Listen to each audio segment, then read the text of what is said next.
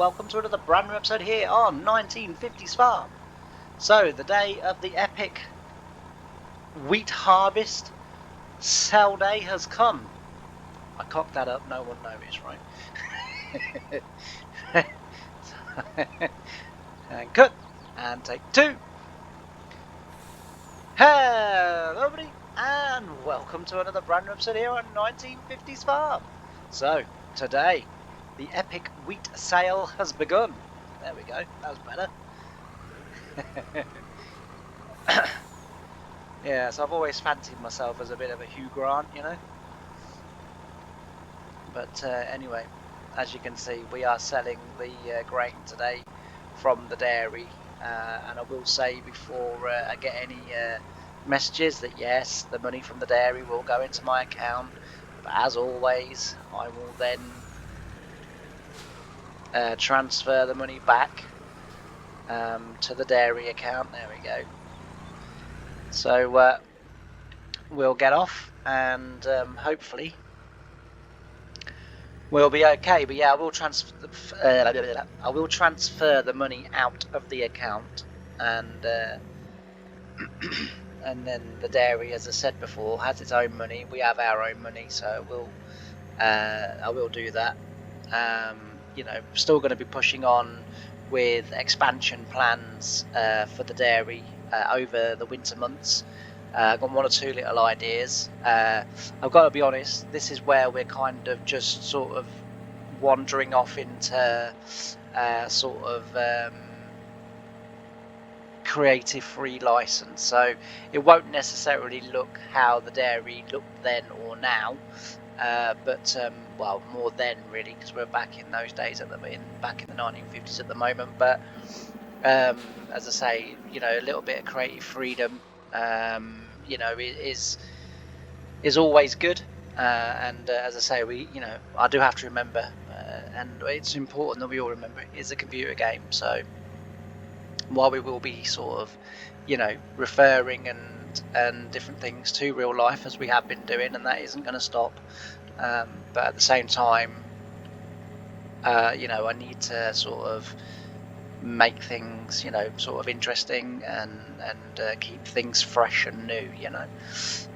So we will be doing that. We won't be doing too much to Harry's farm, to be fair. That one I do want to try and keep relatively you know, sort of true to life, but the dairy, we've got a little bit more sort of creative expansion there, because we're not really following their path to the modern day. We're sort of following more Harry.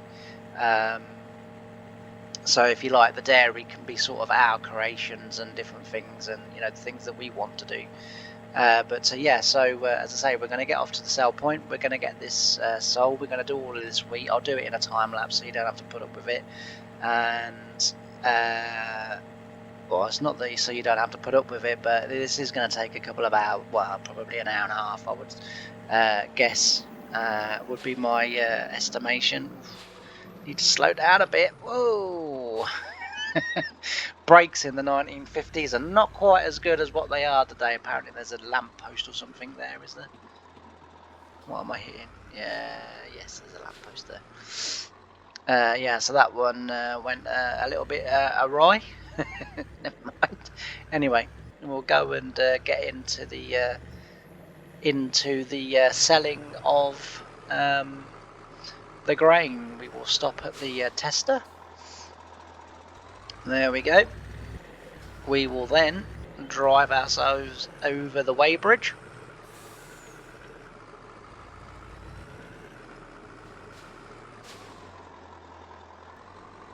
And then drive ourselves off. And then go and tip. God, the amount of times I did that in real life. The best one I ever went to was we used to sell quite a bit. So we would have our contracted wheat sales, and then we would have what we used to call spot wheat sales. So we grew roughly around about, I would say, 10 to 12,000 tons of wheat a year, roughly, give or take on that one. But Yeah, so what you know what we would do is we'd have our contracted. So what we were obliged to sell to to our main sort of suppliers. Um, we would supply them, but then we would have sort of usually around about sort of two to Mm, oh well, it's hard to know the exact numbers because I wasn't really involved with the exact numbers, but it was several loads. So I would say it was getting on for 1,000, maybe 2,000 tons of wheat that were sort of what we used to call spot sale wheat.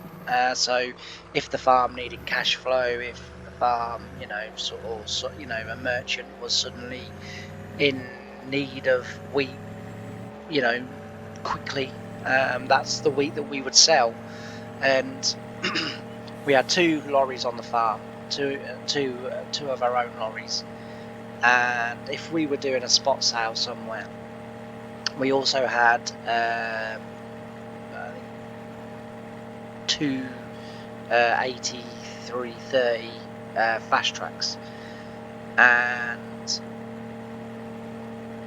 we would use the two lorries and the two fast tracks for selling wheat. So we'd have lorry trailers on dollies on the fast tracks, and let's say the two lorries.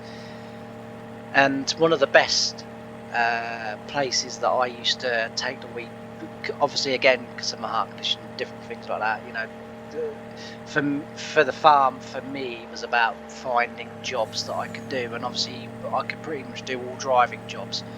So I used to get put on onto the job, and of course also as well, what you have to remember is that I wasn't married, whereas just about everybody else on the farm was married. So suddenly if they needed to send X amount of grain to Manchester, well, they could send me, and that would be no problem. Yes, I had a girlfriend, but I wasn't married. At the time, didn't have kids or anything like that, so it was kind of sort of free to put as and wherever sort of thing. And to be fair to the farm, actually, if I did have to go a long way away, they always used to say to me, you're quite welcome to take your girlfriend with you if you want to. And sometimes she would come, sometimes she wouldn't, like whatever. But yeah, so I would go off, and say one of the best places that I ever sort of used to go to was Great Yarmouth Docks.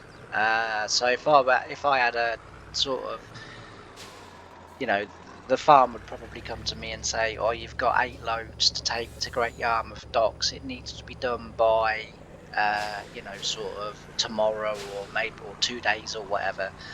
Um, so we've sorted out a hotel. Use like a travel lodge usually. Um, so they said, like, we've sorted you out a travel lodge. We've sorted you out with the travel lodge where you can park your tractor, because obviously it had a lorry trailer on the back of it. And yeah, I used to go up there, and when you used to go onto the docks to tip onto the boat, so you go onto the docks, and then you would have to reverse the trailer up to the very edge of the sort of dock, just so as it's not quite hanging over, sort of, the back wheels aren't hanging over onto the water, but there was no wall, and you literally just used to back it up and then tip into the boat on these pre-designed channels. So you had like a gangway that you had to reverse down, and then when you got to the end there, the light would go red in front of the driver, so that the driver knew that the trailer would reach where it was supposed to reach. And then if it was in line, and as long as you were lined up, pretty spot on, as I say, the light would go red for you to stop, and then it would blink, and then if it blinked and then went off and then came green, you knew you was okay and you could start tipping. So it's basically your cue to start tipping. But if it went off, blinked, and then came red, it was probably because you wasn't in position.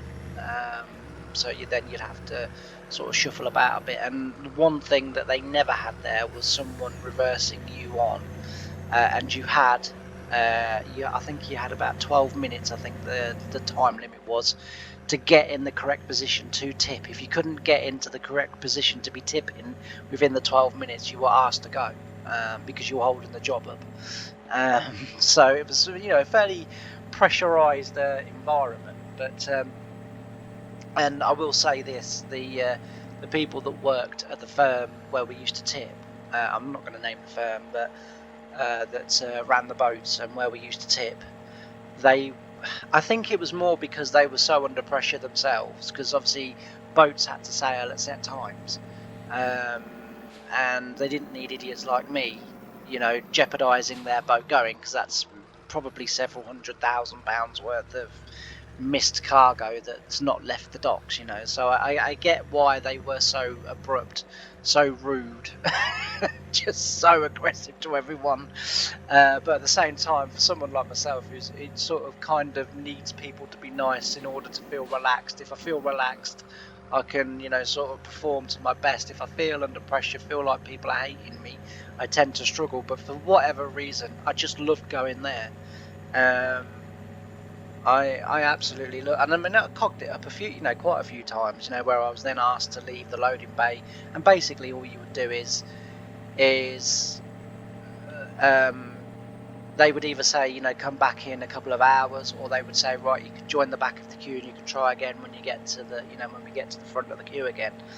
And it was always made difficult because obviously the lorry trailer was on a dolly, and trying to reverse a tractor and dolly and trailer straight down a gangway that wasn't very well. I mean, there was a little bit of leeway, so I mean, it wasn't like you were inches off the walls either side. There was a little bit of leeway. And the biggest requirement to being down, the gangway was that the trailer had to be square at the end, so it wasn't tipping off, sort of one way. And the other good thing about the 8330 fast track that we had was it had steerable rear wheels, and that made reversing a dolly so easy. Honestly, it was unreal. The fact that those wheels would were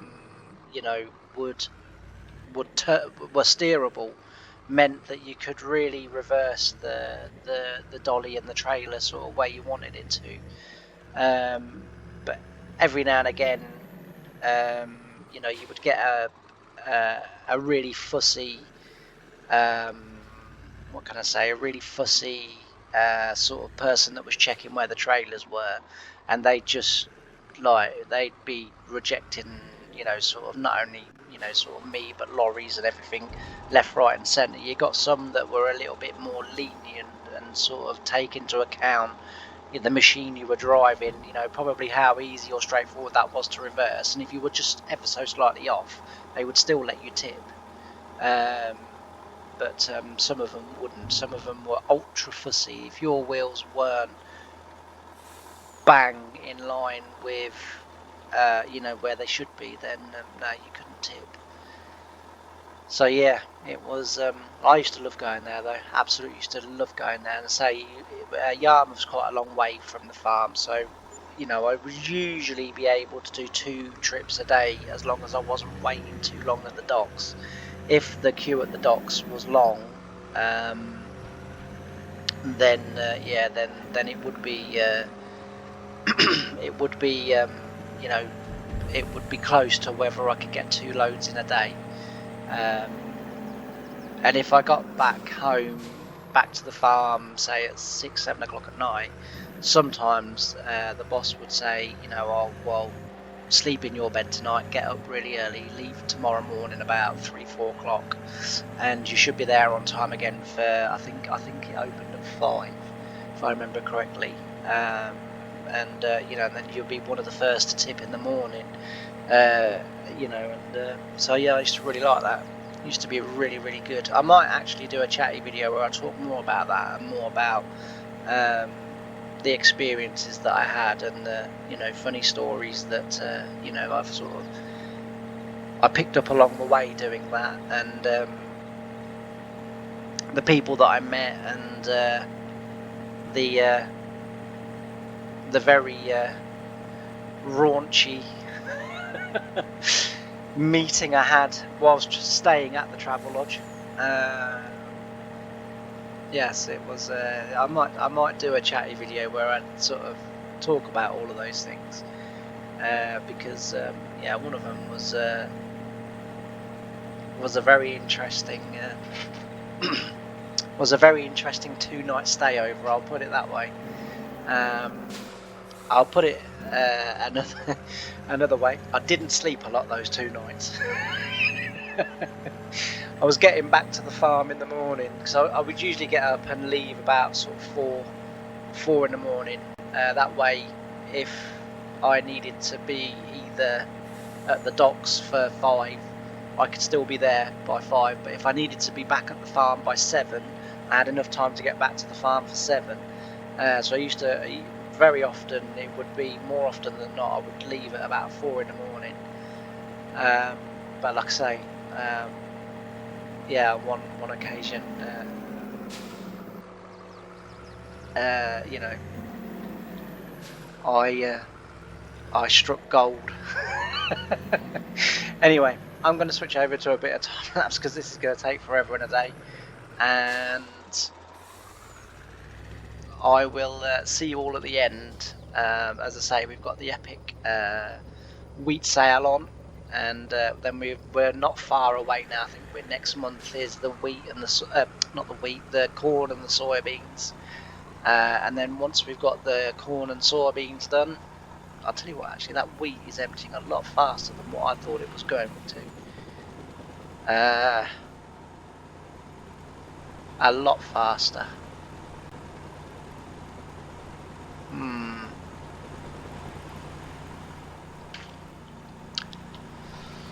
Yes. I think this might be the chatty video where I tell you all about it, which kind of fits in better because we're talking about it anyway. Because I thought there was getting on for 1 million sort of litres worth of corn, wheat there, but clearly not. It wasn't as much as what I thought. So yes. So I've taken 3 of these now from here. So that's 30, 60, so that's 90,000 litres. So it's probably about 200,000 litres there then. 150, 200,000 litres. But yeah, so well, I guess now that I've mentioned it, I should talk about the old so this particular day, up in the morning, and I gets to work, and Adrian says, trips out today, tomorrow, well, trips out this week. So I said, right. He said, you know, we've got a lot to do, and wheat wasn't the only thing that we would spot sell. So, you know, our canola and barley, and, you know, any crop could be up for a you know, an instant sale, or spot sell as we used to call them. And anyway, he said to me, he said, we got to go to Manchester. So I said, okay. So he said, taking barley up to Manchester. So I said, okay. So he said, but I've given you a bit of a lorry timetable. So I said, right. And I legally wasn't allowed to drive a lorry, so I had to drive the fast track, and I had a HGV license, to the point of I needed it for my Challenger, and also needed to drive the combine, and so I had the sort of license, but I'd just never driven a lorry. I'd never taken a test in one. I'd never, you know, done anything like that. But when I went there and got obviously a Challenger, one of the first things I had to do was I had to go on a training course where I could get, you know, a certificate to say that I was capable and competent enough to drive tracked vehicles on the road and what have you. Anyway, so he says to me, he says, like, Monday, he says, you're going to Manchester. So I said, okay. He said, you've got 2 loads. So I said, okay. So he said, it's Manchester home. So I said, like, yeah. He said, and then Wednesday back to Manchester. So I said, okay. He said, and then from Manchester, I said, yeah. He said, I want you to come back. So I was like, right. He said, and then I want you to get loaded up, have some sleep, and then early in the morning we're up Yarmouth selling for the rest of the week. So I said, okay. So he said, the lorries are out doing other crops, and I need you to do that. The other 8330 fast track was also on the same deliveries as me. So another one of the lads, although he was married, but I got on really well with him, which was really lucky. So now, as we all know, I'm absolutely awful with directions and driving and stuff like that. So the Yarmouth one, fine. I've been to Yarmouth, thousands of times on my own. I know my way to Yarmouth. Manchester, not so sure. So the first thing you had to do, of course, was drain the fast track fuel tanks of red diesel and then put normal car and lorry diesel into the fast tracks, because you are now going over your maximum mileage away from the farm. So I think, if I remember correctly, on red diesel you're only allowed to travel a maximum of 35 miles from the farm base. So the farm gets to declare a base, and then you're only allowed to travel 35 or 35 or something like that miles away from that base on red diesel. If you then go beyond that point, you then have to put in normal vehicle diesel, so like what you put your cars and your lorries and stuff like that, and you have to pay duty on them. That's basically the reason why, because obviously red diesel is tax free, lorry diesel is not, and so you had to switch it over. Now, it didn't really hurt the tractors switching from one to the other if we were going on long trips, and usually what would happen is that a few days before we were due to go, the workshop team would get all of the tractors sorted and refilled with the normal diesel. So literally we would go in on whatever morning and we would jump on those tractors and they would be ready for us to drive off and to go wherever. So gets in, so the guy that I was working with, he says, right, he says, I'll drive us to Manchester. So I said, okay. He said, fair enough. I said, fair enough. He said, you just follow. So I said, yeah, that's no problem. And he said, like, we'll crack on. So I was like, yeah, okay, fair enough. So anyway, off we go. I had a sat nav running as well, just in case I lost him. And to be fair, the couple of days or whatever, I think it was about 3 days, I think, we did, fine. That, went really without a hitch. So we get to Thursday, and Thursday and over the weekend, I'm running backwards and forwards from Yarmouth, delivering wheat at the time. And so anyway, we goes up there. So Thursdays I gets there, and this just proves how, well, it doesn't prove anything really, I suppose, but in my life I've kind of always had the belief that things always come at once. So, and to give sort of a little bit of an example of that, so I spent many years single, and then I got with someone, and then literally for about the next 2 or 3 months, like, I could have got with sort of, loads of sort of opportunities for, me to hook up with someone sort of kind of happened, and then, you sort of turn them all down, because you're with someone. And anyway, so at the time we were on a break. Me and my girlfriend was on a break, right? Because I'd caught her kissing someone at work where she worked. I surprised her, went in because I'd finished work early one day, and I thought I'll go in and surprise her, and I wish I hadn't. But anyway, that's nothing to do with the story. So with that, I'm not very happy, and we're on a break, and on the break, it gets sort of known to me that she's seeing this lad more while we're on a break, right? So I'm sort of devastated, gutted, because I really liked her, obviously, and what have you. So I was like really, really, really upset. And as I say, that week I'd been travelling to and from, so I've been busy. I hadn't really been thinking about it sort of too much. And we goes to her on the Thursday morning, so I'm at the farm. It's about 4 in the morning, 4:30, something like that. get the tractor filled up with wheat. So because obviously I was the only one at work, I had to load the trailer myself, which is no problem. And off, get it loaded, off I go, and get to Yarmouth. I think I got to Yarmouth at about 9:30, 10 o'clock, something like that, and get it tipped, and then come back, get another load filled. Well, by then obviously everyone's at work, so we had 4 telehandlers loading the trailer, because I was taking it out of the grain stores, not out of the grain bins. If I'd have been taking it out of the bins, I could have just parked underneath the elevator at the spout and just switched it on, and then literally just watched as it loaded my lorry. But we were loading out of the grain stores because at the time the farm hadn't fully gone over to the grain bin system. We were still sort of half and half,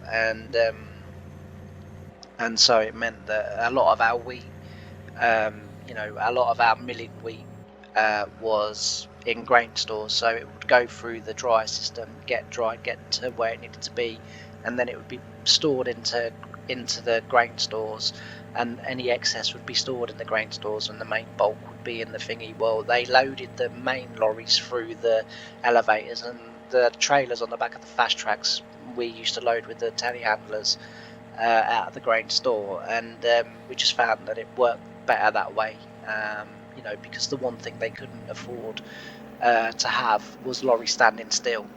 When a farm owns lorries, those lorries need to be working, almost 24 hours a day, or for as many hours as of the day is what they're legally allowed to run for. You don't want them stood still. And if we didn't have anything on, our drivers would then go off to other companies or other farms or whatever, and we would do all of their hauling and sort of find jobs that way. Anyway, so I goes tip, I get back, get loaded. I'm loaded within like sort of 20 minutes or so, and I'm back on my way again. And on the way, I get a phone call from the dock saying that they're taking no more wheat that day. So I was asked not to go until 5 o'clock tomorrow morning, and I was asked to turn up at 5 o'clock.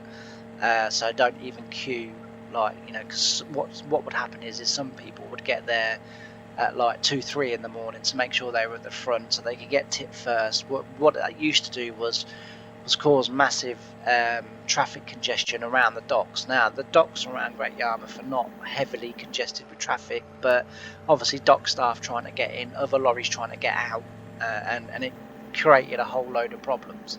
So you were asked it opens at 5, please get here for 5. So I thought, right, fair enough. So I'm driving down to Yarmouth, and I think, well, I'll just go straight to the hotel. Or the travel lodge. I thought I'd just go straight there, and then I'll get an evening meal, and then sort of sit in my room, just chill out, whatever, because I have my laptop with me and different things, so I could play farming sim and that. So it was sort of no problem being stuck in the hotel room. Anyway, so I goes to the hotel room, or I goes to the hotel, and it says like reservation for myself, and the lady says, yeah. She goes, you're the one with the tractor, aren't you? So I said, yeah. So she goes, okay, have you parked it where you normally park it? So I said, yeah. She said, that's fine. She said, do you want an evening meal? So I said, yeah. So she said, okay, they start serving at 5. So I was like, no problem. So I goes in there, have my evening meal, go up to my room, everything's normal, everything's great. Knock on the door. Very, very, has never happened to me ever before. So it's the young girl from reception, and she says to me, are you alone? So I said, yeah. So she said, do you fancy a drink?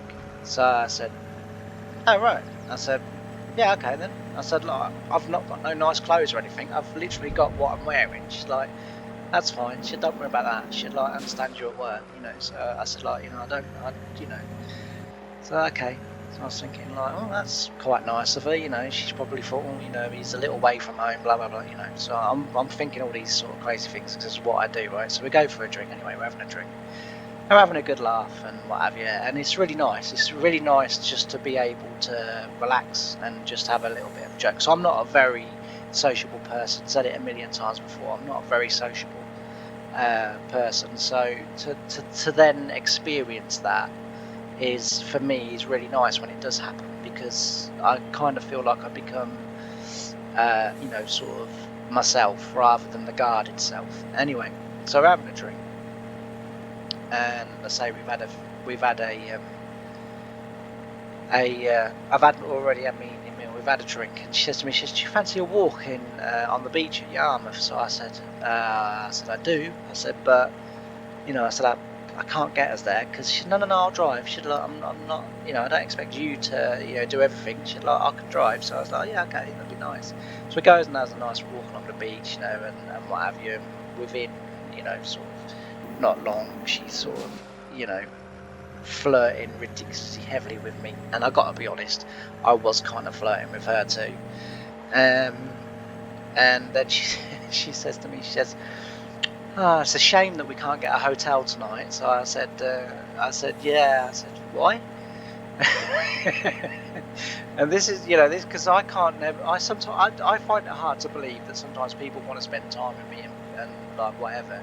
So then I was like, yeah, it's a shame. And then I'm like, why?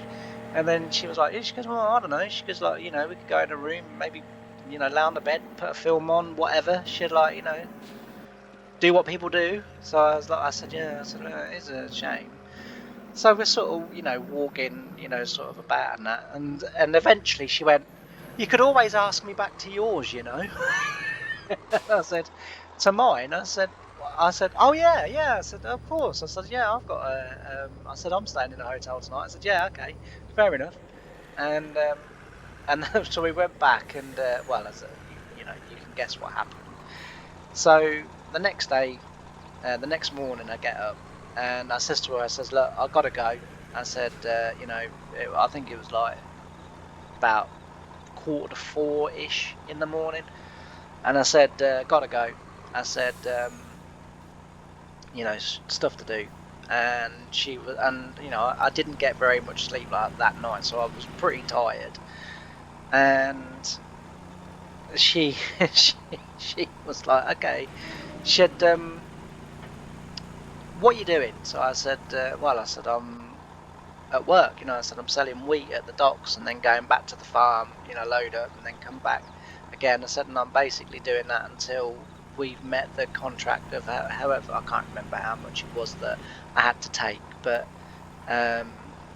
so I said, like, you know, that's what I'm doing." So she was like, oh, she goes, "Would I be allowed to ride with you all day? Because I got a day off today." So I said, yeah. I said, "In theory," she said, "yeah." I said, "You've slept at work."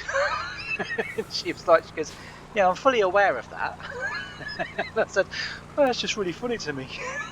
And she was like, she goes, "You're weird," and which, you know, is sort of very true. And so that's that day. That was what we ended up doing. So it was like, you know, go to the docks, tip, and then drive all the way back. And then because she said, like, she goes, "Oh, is your farm, you know, a long way away?" And I said, "Yeah, it's quite a way." I said, like, it was going to take us a couple of 3 hours to get there. So she was like, "Oh, okay." So she said, like, "What? So then you stay somewhere close to the farm, do you?" So I said, "No." I said, I said, because I'm not being funny. I said, "I don't live all that far from the farm." I said, "No, what I tend to do then is you know, we'll get loaded and then we'll get on our way again." I said, "And then if the doc wants us to tip tonight," I said, "we can do." Because I think they were open till about 10. If they were, because sometimes the boat would be in overnight, so it might get in early in the morning, and then it would then load for say 24 hours, and then catch, you know, sort of the tide thereafter. And I don't fully know how it all used to work, but I just used to know that sometimes I would be tipping at 10, 11 o'clock at night. And if the boat was due to leave really early in the morning and there wasn't going to be another one for a couple of days, then they would just tip through the night until the boat was full. So it could be that a boat would come in and would be going again within a few hours. And obviously everyone that sort of usually sells grain now would be told, and then you'd have the opportunity to be going sort of kind of all night. And I mean, sort of once I can remember, we had all 4 machines driving to and from overnight, selling grain. So he gets back anyway. She said like, "Oh, don't eat here." So I was like, "Right, okay." But we did tip. So when I got back to the travel lodge, I was empty. And she's like, "Oh, we don't eat here." So I was like, "Okay." So she said, "We'll go up into Yarmouth, and we'll eat somewhere in Yarmouth." So I was like, "Yeah, okay, fair enough." So anyway, we did that, and then sort of that night then repeated the night before, and bearing in mind I was doing that, but she had the next day she was at work again, but she did leave that night. After we'd sort of had some giggles, she said, "I've got to go," because obviously I need to change my clothes, I want to have a shower, and I said to her, "We've already had a shower," and she was like, "Yeah, I know," she said, "but you know what I'm saying." So I said, "Yeah, okay."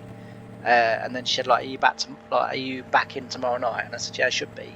And which I said I was. I think I got back to the farm about 11 o'clock Sunday night, I think.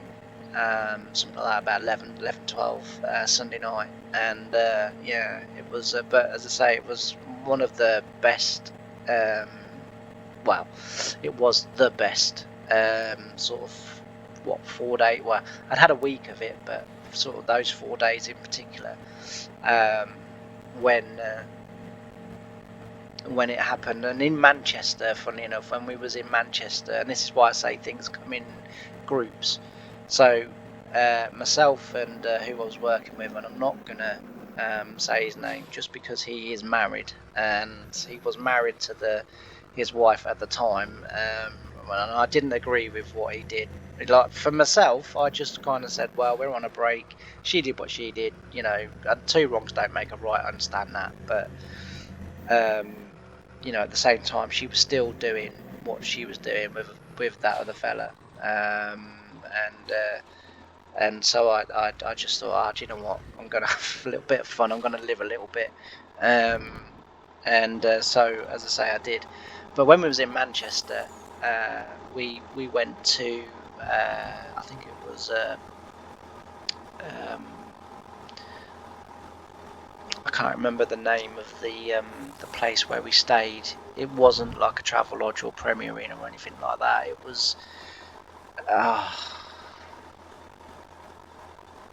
can't remember. If I think for the next episode, or if you lot are that bothered what it was called, then I'll look it up. But was it called Woodlands or something like that, or Woodyards or something like that? I think maybe something similar to that. Anyway, so we got there and we booked in, and it basically was a lorry park, but with a sort of motel type thing, for you to stay there as well. A lot of the lorry drivers actually preferred to sleep in their cabs, but some of them used the motel, and say we had to, because obviously yes, you can sleep in the driver's seat of a fast track, but when there's a bed not too many yards away, you prefer the bed. So we used to sleep in the motel, but and it wasn't very often that we would do the Manchester run. It was usually the lorries that would do that, but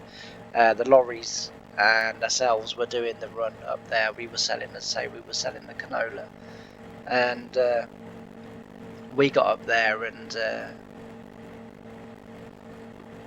and we booked in, and the lorry drivers would sleep in their lorries in a lay-by somewhere. They wouldn't stay there, but as I say, we did stay there, but and we got there, and they had a sort of cafe type, restaurant-y type thing, and we was eating our evening meal, and the waitress started chatting up who I was with, and anyway, eventually he said to her, like, you know, later, do you fancy a drink and whatever? And she was like, yeah, that would be really nice. And you know, and so I'm kind of like, oh, this is it, you know, Billy no mates. You know, because I'm basically going to be sort of, you know, on my own this evening. We weren't in the same room either, which was good. We were in separate rooms. We were next door, but we were separate rooms. And I thought, so, you know, all I'm going to hear all night is strange noises and the headboard banging against the wall. You know, I'm thinking, I think I might be going to sleep with my headphones on tonight. And anyway, I get to the room.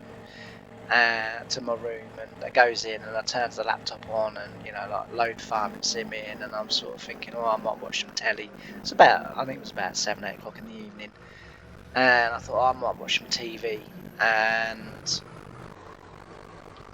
I put the TV on, and I can't remember if it didn't. Something was wrong with it, and I went down to reception and basically said, and there was a woman, quite a, I don't know, I would say, I mean, bear in mind I was in my sort of early 30s, I would say that she was in her mid 50s, early 50s to mid 50s. She was, you know, in her 50s, we'll say that much, because I wouldn't like to try and narrow it down, but I mean, she was a relatively attractive woman, but she, you know, she was sort of quite a bit older than me, you know, good 20-25 years older than me. So I goes down, and I'm sort of, so she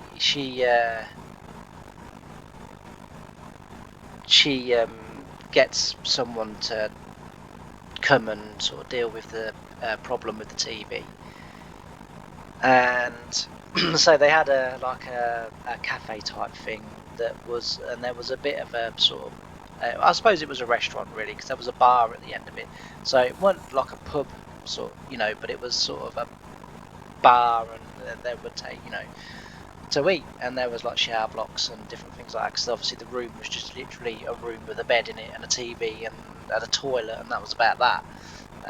You know, there were no sort of luxuries or comforts in there. So if you wanted to shower, you had to go across to the shower blocks. Well, if you valued your life, you didn't go into the shower blocks, because I made the mistake one morning of going in there, and it was awful. Like, honestly, like, how human beings can do that to a place that's there to sort of offer them some home comforts while they're travelling away.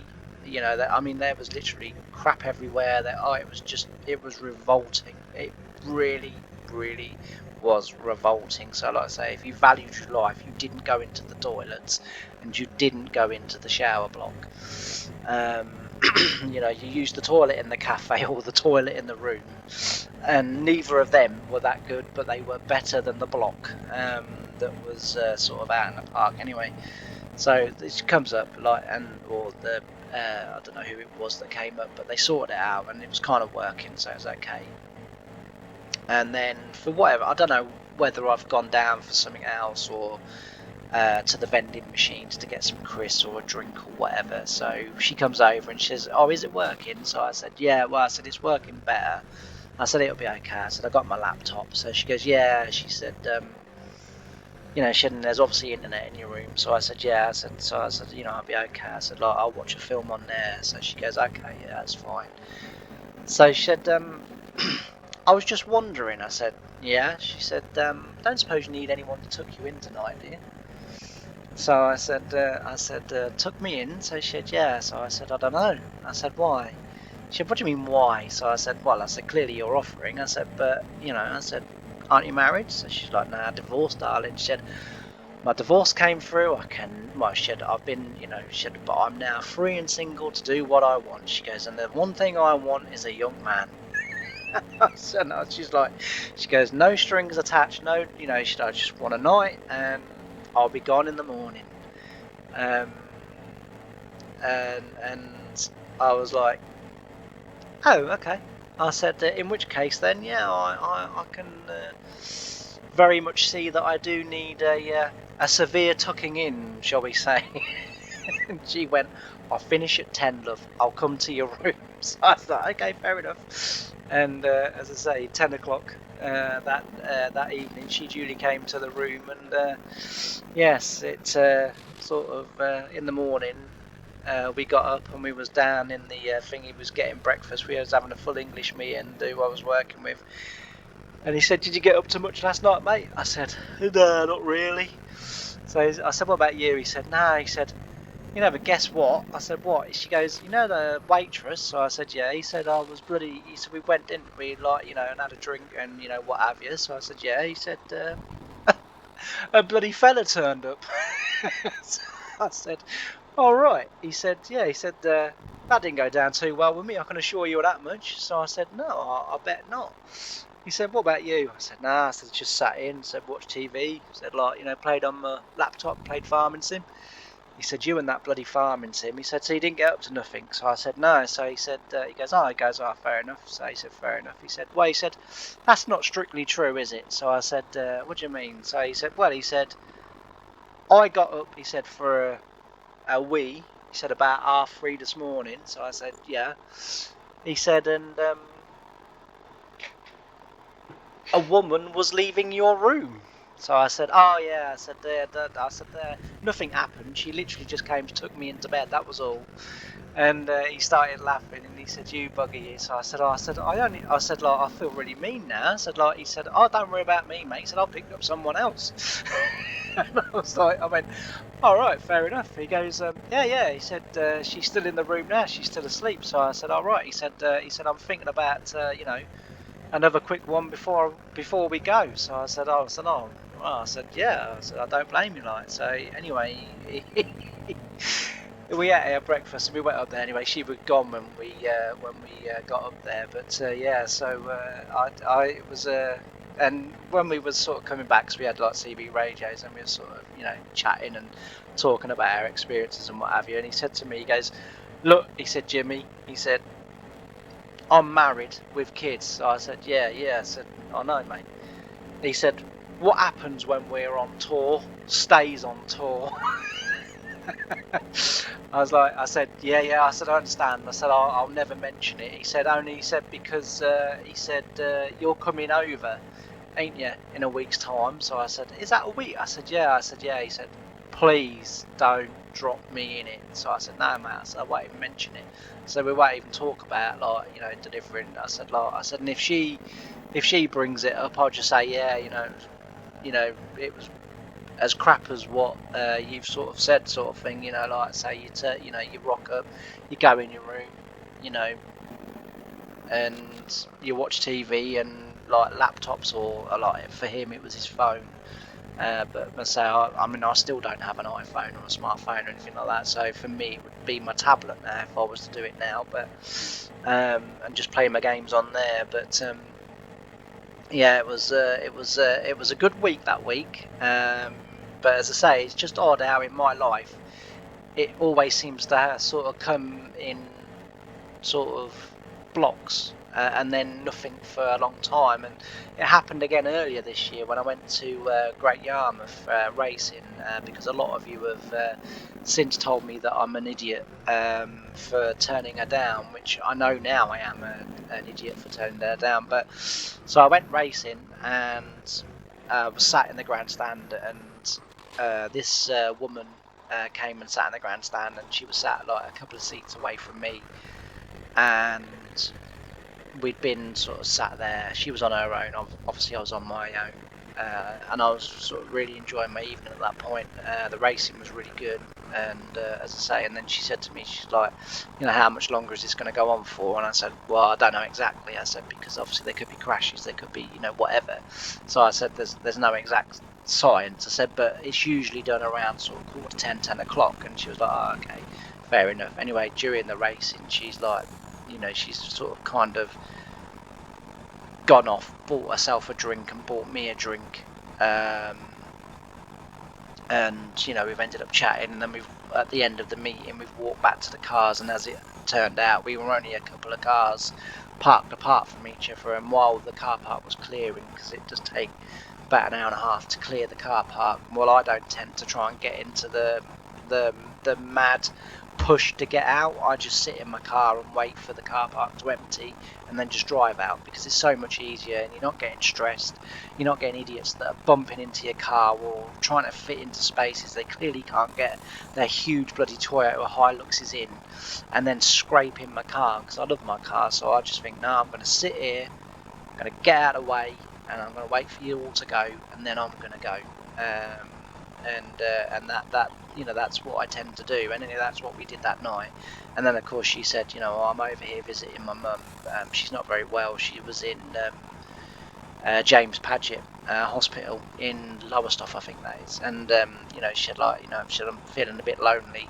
Do you fancy coming back to the hotel with me tonight? And for whatever reason, I was like, no, I've got to get home. And she was like, oh, okay, thinking that's not a man response.